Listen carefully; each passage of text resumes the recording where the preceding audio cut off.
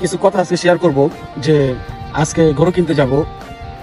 তো কথাগুলো খুব মনে পড়তেছে, তো এই জন্যই বলতেছি যে আগে যখন ছোটকালে ছিলাম তখন বলতাম যে দায়িত্ব পেলে আপনার বড় গরু কিনবো, হ্যাঁ মানে এরকম কিছু বলতাম।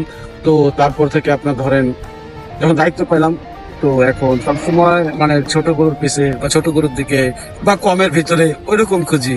আর যখন দায়িত্ব ছিল না তখন অনেক বড় বড় গরু দেখতাম। আর খুবই খারাপ লাগলো যে এখন গরু কিনতে যাবো, তো কথাগুলো খুব বারবার মনে পড়তেছে, তো এই জন্য শেয়ার করলাম যে তখন একটা মানে দায়িত্ব ছিল না, তখন অনেক কিছু ভাবতাম, অনেক কিছু ভাবতাম। আর যখন নিজের উপরে দায়িত্বটা চলে আসে তখন মনে হয় যে ওই দিনই বলছিলাম যে অনেক পরে দিব, বাট এখন আপনার 3 বছর 4 বছর ধরে নিজে কি করতেছি। তো আপনার